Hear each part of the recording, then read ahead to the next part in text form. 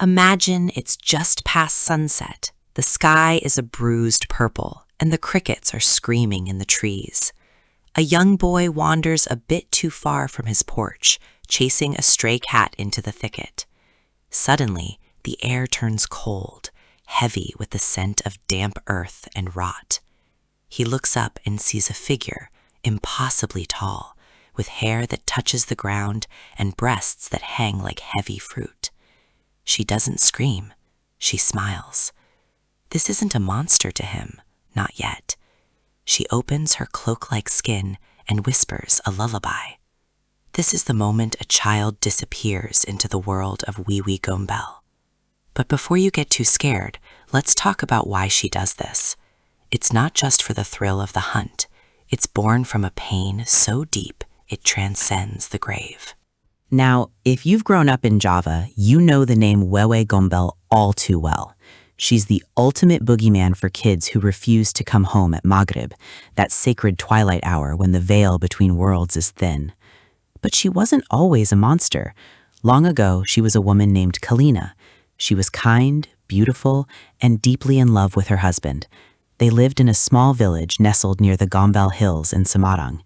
Everything seemed perfect, except for one thing that, in her time and culture, was considered a curse. She couldn't have children. People whispered, eyes followed her in the market, and the silence in her home grew louder every year. It's a sad starting point for a horror story, isn't it? But stick with me, because things get much darker. As the years passed, Kalina's desperation grew. She tried every herb, every prayer, every ritual known to the elders, but nothing worked. Her husband, who started off supportive, slowly began to change.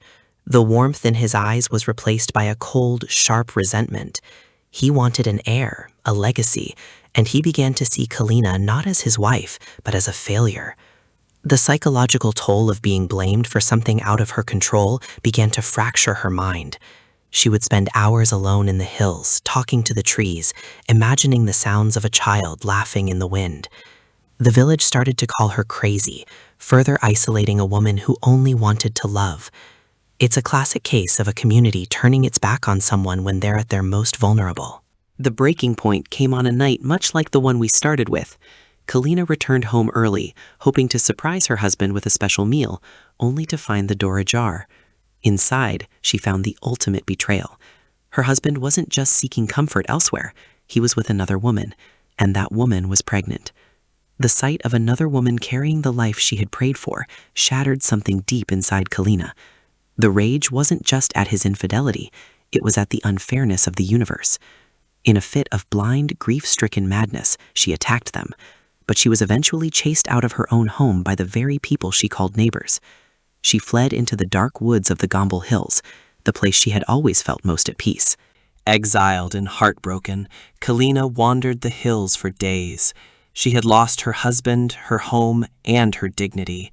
The forest, once a sanctuary, became a mirror of her internal chaos. They say she eventually took her own life, jumping into a deep ravine to end the cycle of pain. But the Javanese believe that a soul that dies in such a state of unfinished business and intense sorrow cannot pass on. Her spirit didn't ascend, it transformed. Her body stretched to match her towering grief, and her breasts grew long and heavy, symbolizing the motherhood she was denied and the milk that would never feed her own child. She became Wewe Gombel, a guardian of the neglected, born from the ashes of a woman's broken heart. Now, here is where the story gets really interesting. Unlike many vengeful ghosts who kill for sport, Wewe Gombel has a very specific mission. She targets children who are being mistreated or ignored by their parents. If a child is crying and no one comes, or if they are wandering the streets because their parents are too busy fighting, she swoops in. To her, she isn't kidnapping them, she's rescuing them. She takes them to her realm, often described as a hidden cave or a high tree canopy in the hills. She feeds them, plays with them, and hides them under her massive breasts to keep them warm and safe. In her twisted, spectral mind, she is finally the mother she always wanted to be. It's a terrifying kind of love, isn't it? The children taken by Wewe Gombel aren't harmed physically, but they enter a trance. They see her as a beautiful woman, or even their own mother. They eat what they think is delicious food, though folklore says it's actually mud and worms transformed by her magic. While the child is happy, the parents back in the village are living a nightmare.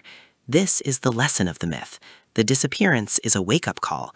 It forces the parents to realize what they've lost and to repent for their neglect. Usually, the child is only returned once the parents have truly learned their lesson. It's a supernatural intervention designed to fix a broken family, albeit through absolute terror. But how do you get a child back from a spirit that doesn't want to let go? The tradition is as unique as the ghost herself.